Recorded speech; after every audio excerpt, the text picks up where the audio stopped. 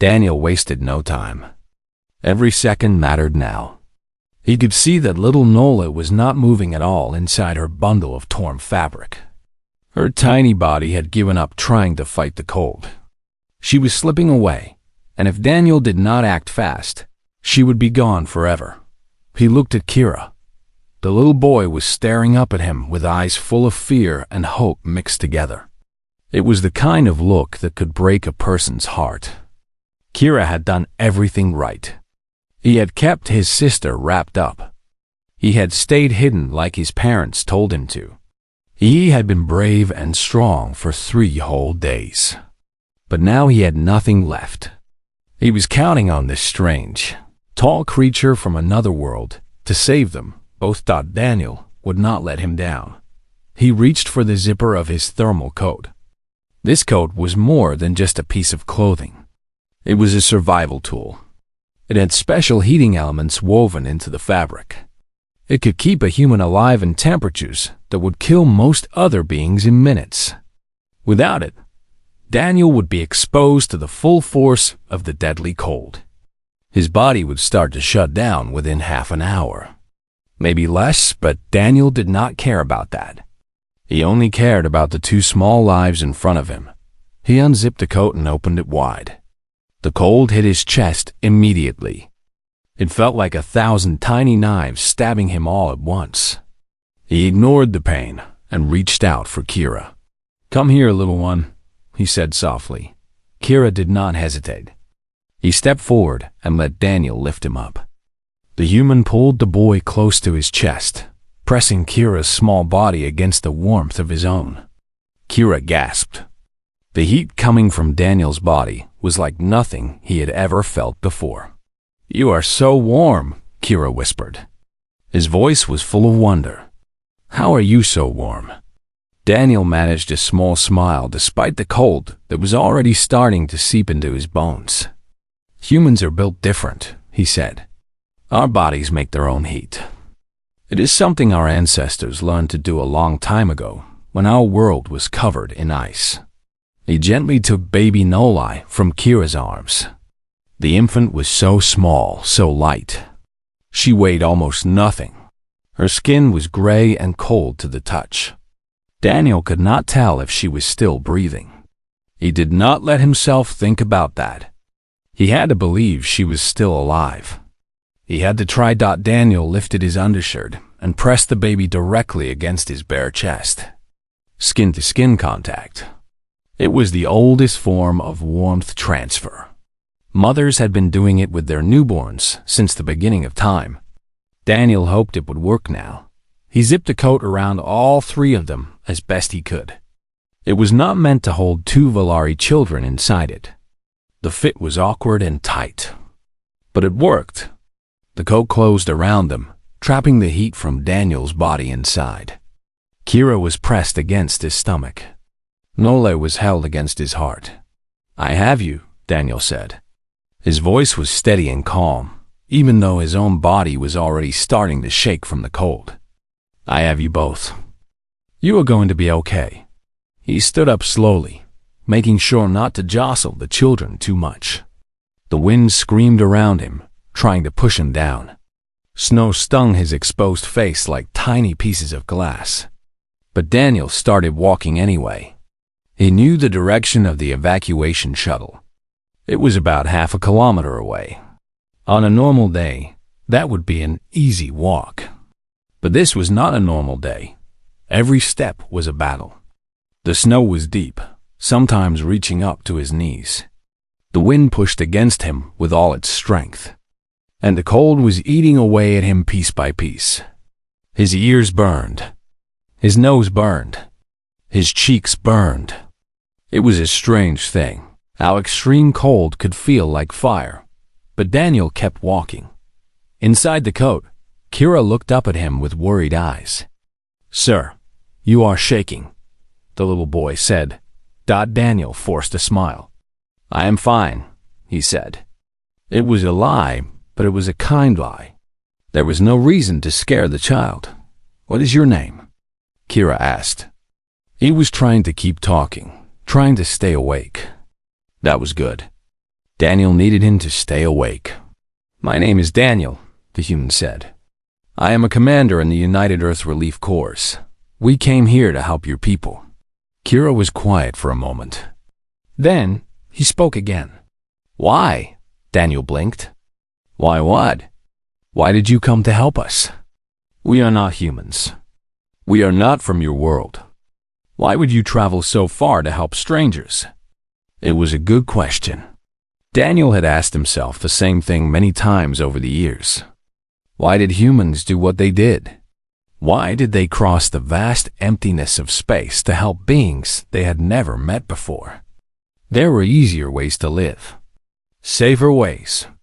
But humans did not always choose the easy path. "Because it is the right thing to do," Daniel said simply. "When someone needs help, you help them. It does not matter who they are or where they come from. That is what my father taught me when I was young. That is what I believe." Kira thought about this for a while. The wind continued to howl around them.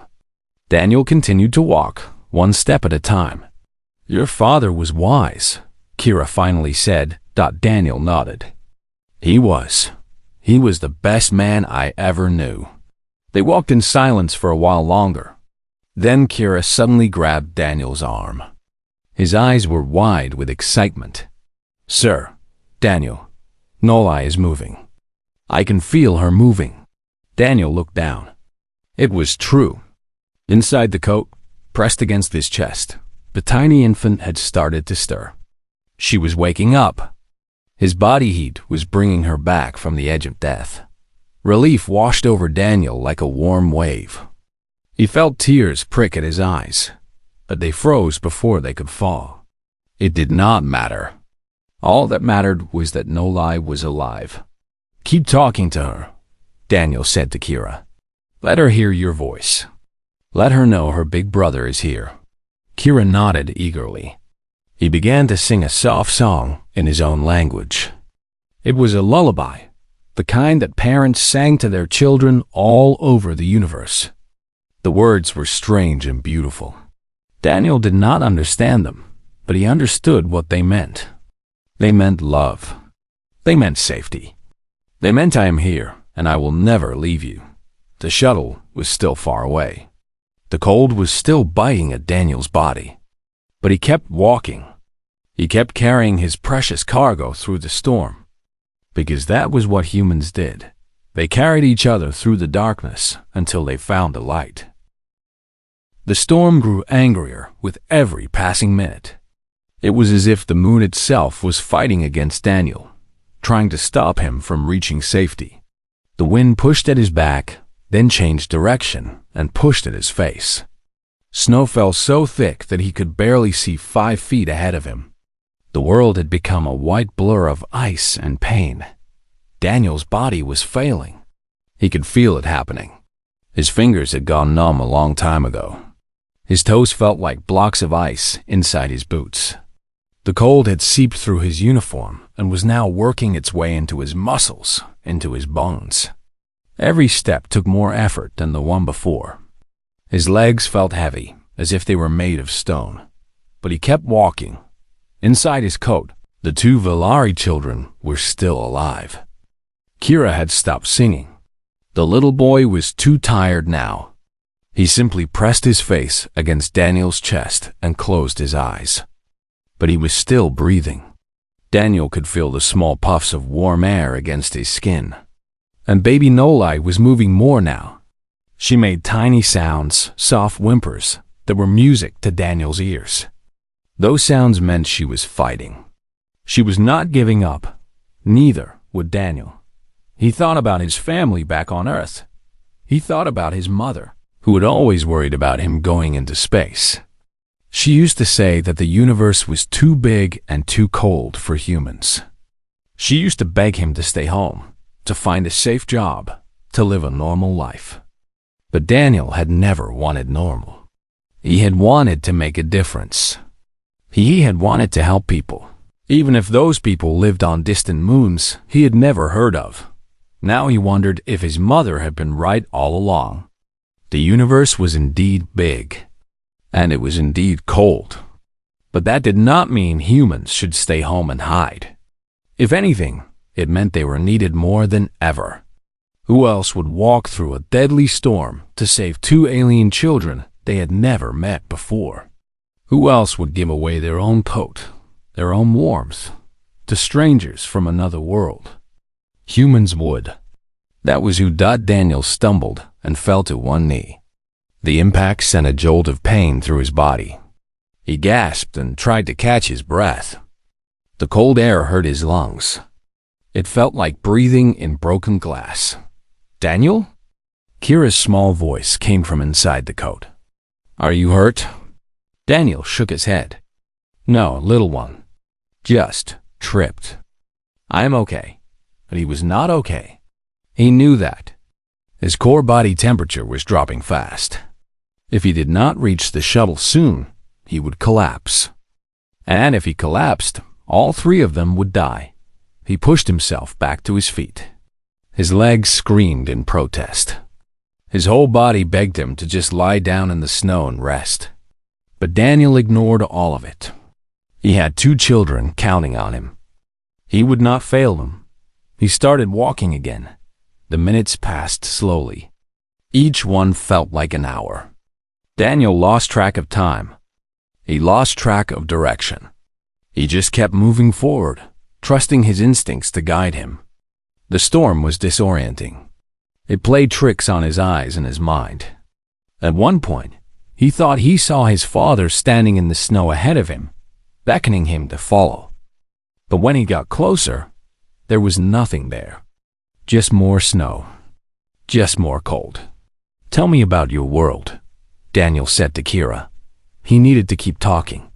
He needed to keep his mind focused on something other than the cold. Kira stirred against his chest. Our world is called Velar Prime, the boy said softly. It is a beautiful place. There are forests that stretch as far as the eye can see. The trees are tall and green, and they have fruits that taste like honey. The rivers are warm and clear. You can swim in them all day and never feel cold. It sounds wonderful, Daniel said.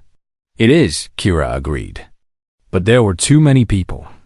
Not enough space for everyone. That is why my parents came to this moon. They wanted to start a new life. They wanted to build a home for me and Nolai where we could grow up happy. Daniel felt a lump form in his throat. These people had left everything they knew in search of a better future. And then disaster had struck, taking away all their hopes and dreams in an instant. It was not fair. Life was not fair. You will build that home, Daniel said firmly. Your parents will find you. You will be together again. And you will have a good life. I promise. Kira was quiet for a moment. Then he asked, how can you promise something like that? Daniel thought about it. It was a fair question. He could not control the future. He could not guarantee anything. But he could make a choice right here, right now. He could choose to believe in a good outcome. He could choose to fight for it with everything he had. Because I refuse to accept any other option, Daniel said. Sometimes, that is all you can do. You decide what you want the world to be, and then you fight for it until it becomes real. Kira seemed to think about this for a long time. Finally, he said, humans are strange. Despite everything, Daniel laughed. It was a small laugh, weak and tired, but it was real. Yes, he admitted. We are very strange. Just then, he saw something through the swirling snow. A light, a faint orange glow cutting through the white darkness. It was the shuttle. It had to be the shuttle. Daniel's heart leaped with hope. New strength flooded into his legs. He picked up his pace, pushing through the snow with renewed determination. The light grew brighter. The shape of the shuttle became clearer. He could see figures moving near the entrance. He could hear voices calling out. Over here, Daniel tried to shout. But his voice came out as barely a whisper. His throat was too dry, too frozen that it did not matter. Someone had spotted him. Two figures in thermal suits were running toward him through the snow. They reached him just as his legs finally gave out. Strong hands caught him before he hit the ground. "Commander Hayes, we have been looking everywhere for you." Daniel looked up and saw Lieutenant Morrison's worried face. Behind him was Dr. Laura Chun, the ship's medical officer. She was already reaching for the zipper of Daniel's coat. "Wait," Daniel managed to say. "Children, inside. Be careful." Laura's eyes went wide when she opened the coat and saw Kira and Nolai nestled against Daniel's body. The two Valari children blinked up at her with their large, dark eyes. Nolai even let out a small cry, as if to announce that she was still very much alive. "Oh my God," Laura breathed. "You carried them the whole way?" Daniel nodded weakly. "They needed me." And then everything went dark. Daniel woke up to the sound of beeping machines and the gentle hum of the ship's engines.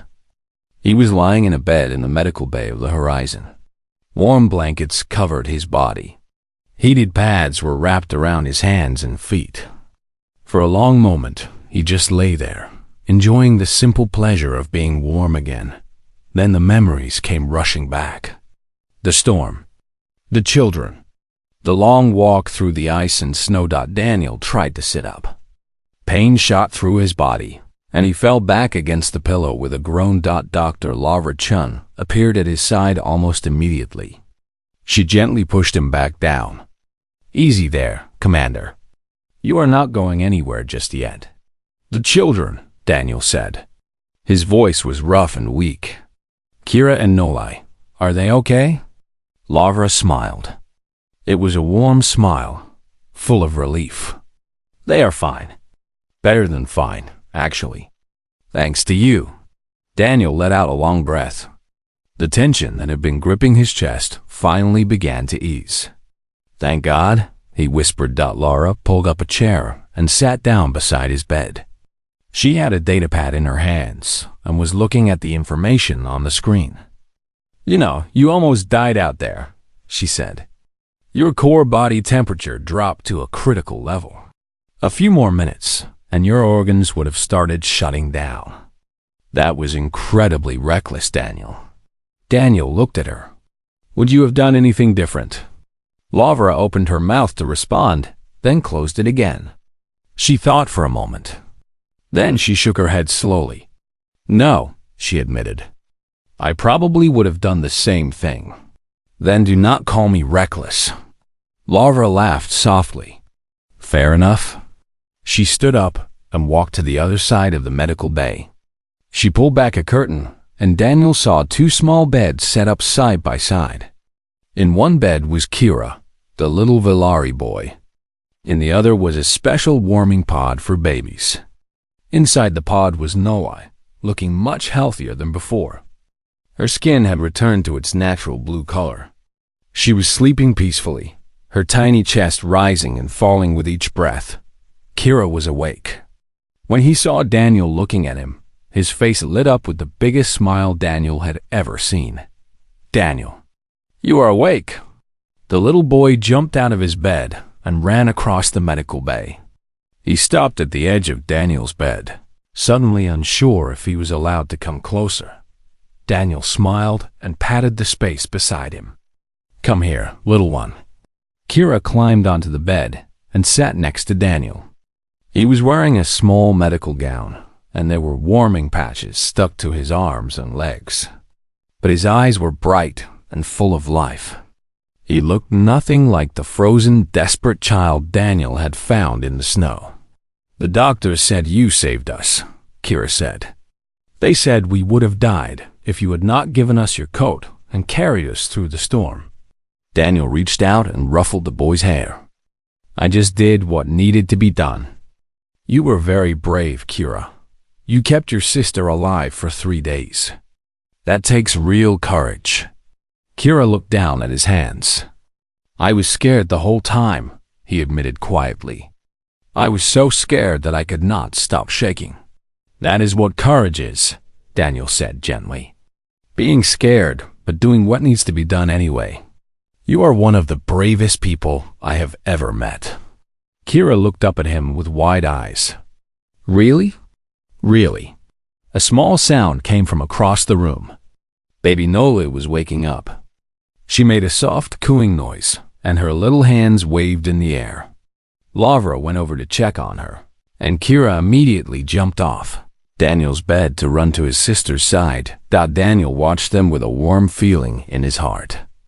These two children had been through so much. They had faced death and survived. And now they had their whole lives ahead of them. The door to the medical bay opened and Lieutenant Morrison walked in. He looked tired but relieved. He walked over to Daniel's bed and stood there with his arms crossed. "You are an idiot," Greg said flatly. Daniel raised an eyebrow. "Is that any way to talk to your commanding officer?" "It is when my commanding officer almost gets himself killed doing something foolish." Greg's voice was stern, but there was affection in his eyes. "You should have called for backup. You should have waited for a transport vehicle. You should have done 100 different things instead of walking half a kilometer through a deadly storm with no coat." "There was no time," Daniel said simply. "Those children were dying." Greg sighed heavily. I know there was no time. That is what makes it so frustrating. You did the right thing, Daniel, but it was still terrifying to watch you disappear into that storm. When you did not come back, we thought—" He stopped and shook his head. "We thought we had lost you." Daniel reached out and clasped Greg's arm. "But you did not lose me. I am still here. We all made it." Greg nodded slowly. "Yeah, we all made it." He cleared his throat and straightened up. "The evacuation is complete. All the Valari survivors have been transported to the orbital station. The engineers are already working on plans to repair the terraforming equipment. In a few months, the colony might be safe to live in again." "That is good news," Daniel said. "There is more." Greg hesitated for a moment. "Kira and Nolai's parents. They have been found." Daniel felt his heart leap. "They are alive?" "They are alive." They had made it to one of the underground shelters on the other side of the colony. They were trapped there when the storm hit. Our teams dug them out this morning. They are on their way to the orbital station right now. Daniel looked across the room at Kira, who was singing softly to his baby sister. The little boy had no idea that his parents were alive and coming to see him. He had no idea that his nightmare was almost over. "We should tell him," Daniel said. "We wanted to wait for you to wake up," Greg replied. "It felt right for you to be the one to give him the news." Daniel nodded. He took a deep breath and called out across the room, "Kira, come here for a moment." The little boy looked up and immediately hurried over. He stood beside Daniel's bed, looking at him with curious eyes. "Is something wrong?" Kira asked. Daniel smiled. "No, little one. Something is very, very right. Your parents are alive. They are safe, and they are coming to see you." Kira stared at him for a long moment. His eyes grew wider and wider. Then, slowly, tears began to stream down his blue cheeks. "They are alive?" he whispered. "They are alive," Daniel confirmed. Kira let out a sound that was half laugh, half sob. He threw himself at Daniel and wrapped his small arms around the human's neck, hugging him as tightly as he could. "Thank you," he cried. "Thank you, thank you, thank you." Daniel held the little boy close and closed his eyes. In that moment, all the pain, all the cold, all the fear of the past few days melted away. This was why he had joined the relief corps. This was why he traveled across the stars to help strangers. For moments like this. For the chance to bring a family back together. For the privilege of being there when darkness turned into light. 3 days had passed since Daniel woke up in the medical bay. His body had healed quickly, as human bodies often did. The doctors said he was lucky. A few more minutes in that storm, and the damage would have been permanent. But Daniel did not feel lucky. He felt grateful. Grateful that he had found Kira and Nolai in time. Grateful that their parents had survived. Grateful that, for once, the universe had given them a happy ending. The orbital station above Velar 7 was crowded with refugees. Thousands of Velari had been evacuated from the moon below. They filled the hallways and common areas, huddled together in small groups, trying to make sense of what had happened to their new home. The air was thick with sadness and uncertainty, but there was also hope. The humans had come to help. The terraforming equipment was being repaired. Soon, the colony would be safe again. Daniel walked through the refugee processing center, nodding to the Velari people as he passed. Many of them recognized him now. Word had spread about the human commander who had walked through a deadly storm to save 2 children. They looked at him with a mixture of wonder and gratitude. Some of them reached out to touch his arm as he walked by, as if they wanted to make sure he was real. Daniel was not comfortable with the attention. He had not done what he did to become famous. He had done it because it was the right thing to do. Any decent person would have done the same. At least, that was what he believed. A small hand tugged at his uniform. Daniel looked down and smiled. Kira was standing there, looking up at him with those big, dark eyes. The little boy had recovered completely. His skin was back to its healthy blue color. His movements were quick and full of energy. And in his arms, wrapped in a soft blanket, was baby Nolai. She was awake and alert, her tiny eyes taking in the world around her with innocent curiosity. "Commander Daniel," Kira said formally, "my parents would like to meet you." Daniel's smile grew wider. "Then let us not keep them waiting." Kira led him through the crowded station to a small private room that had been set aside for the family. Inside, Daniel found 2 adult Velari waiting for him. The father was tall for his species, with a serious face and intelligent eyes. The mother was smaller, with a gentle expression that reminded Daniel of his own mother back on Earth. When they saw Daniel, both of them immediately stood up. The mother's eyes filled with tears. The father stepped forward and stopped just a few feet away from Daniel. For a long moment, nobody spoke. Then the father placed his hand over his heart and bowed deeply. "Commander Hayes," he said. His voice was thick with emotion. "We do not have the words to thank you for what you did. Our children are everything to us.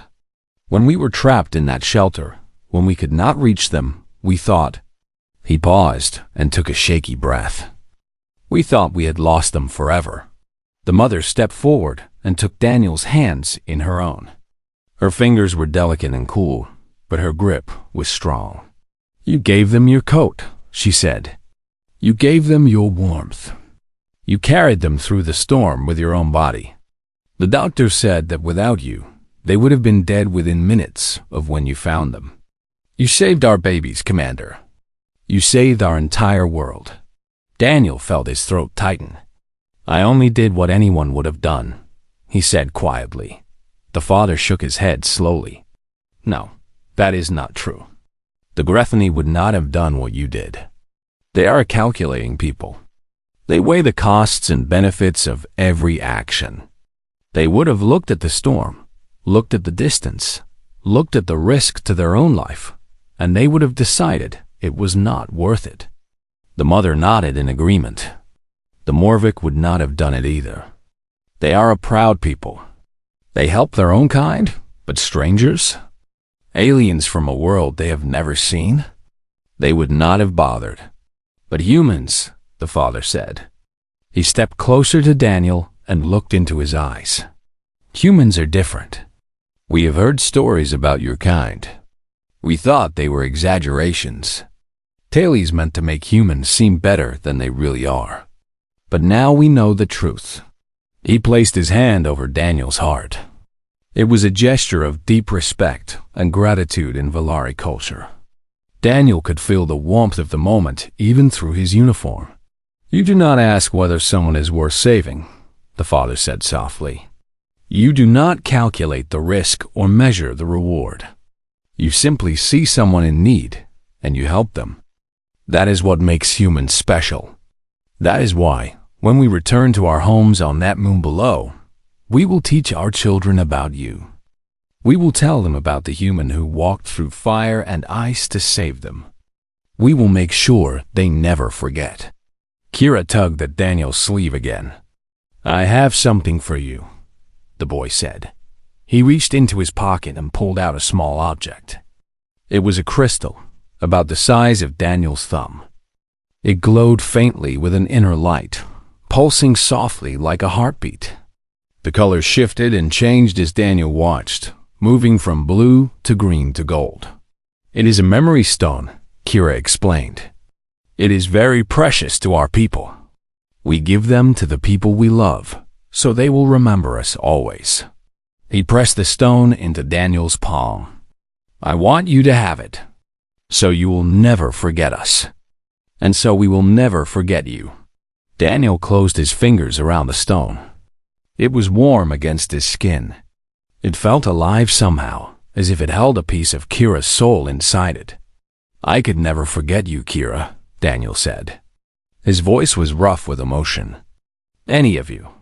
Baby Nole chose that moment to make a happy gurgling sound. Everyone in the room laughed. The tension broke, and suddenly there were smiles everywhere. The mother stepped forward and hugged Daniel tightly. It was awkward because of their difference in size, but it was also one of the warmest hugs Daniel had ever received. The father clasped his shoulder. Kira beamed up at him with pure joy. Daniel spent the next hour with the family, sharing stories and learning more about their culture.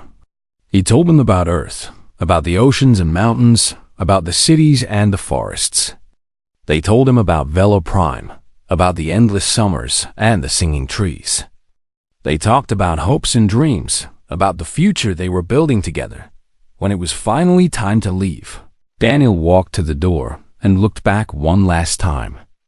Kira was holding Nolai in his arms, just like he had been when Daniel first found them in the snow. But now there was no fear in his eyes, only happiness, only peace. Dr. Laura Chun was waiting for him in the hallway. She had a knowing smile on her face. That was a good thing you did, Commander, she said. Daniel looked down at the memory stone in his hand. It was still glowing softly, still pulsing with that gentle heartbeat. He thought about everything that had happened. The storm, the cold, the moment when he had decided to give away his coat, the long walk through the ice, the moment when Nolai had started breathing again. He thought about what it meant to be human. We carry each other, he said quietly. That is what we do. That is who we are. And as he walked away, the memory stone warm in his hand, Daniel knew that he would never forget those words. They were more than just a statement. They were a promise. A promise that as long as humans existed, they would reach out their hands to those in need. They would share their warmth with the cold. They would carry each other through the darkness until they found light. That was the human way. That was the only way that mattered.